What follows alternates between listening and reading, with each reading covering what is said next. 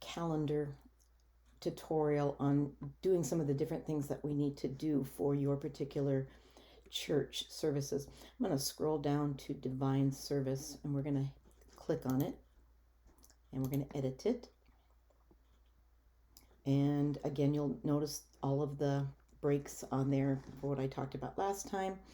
We're going to go down to the reoccurrence portion. So you do have Sunday services weekly, but for the way that you do your services and how you want it to look on the calendar, we're going to hit monthly. And your divine services, because you have communion the first 2 Sundays of the month, and I'm just going to unclick this just to show you, see how this normally would look. Okay, this, you open up your calendar, this is how it would appear. If you're starting it new, when you change your services back to a different meeting location. So I'm going to go down to monthly, and it's still kept it checked.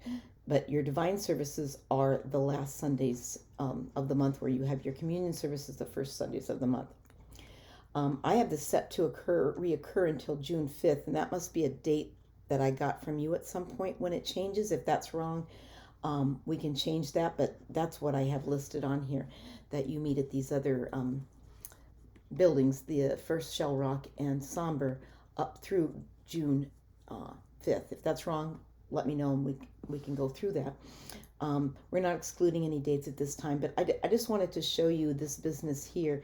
If we look, we're going to keep that the same, but just in case I move something, we're going to go back to all events. I'm going to go to the communion service, which is right here. Click on edit.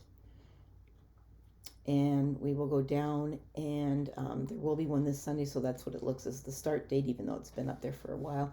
We have monthly set, and then down here we have it occurs monthly and the first and second Sundays of the month.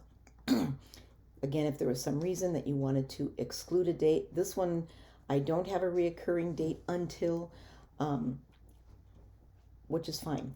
And if you needed to exclude, like we had talked about, a certain date, then you would click on this and click a date that maybe you weren't going to be having communion. And I did not change anything here. Go back to your event calendar, all events. You just wanted to start a new one for a church meeting.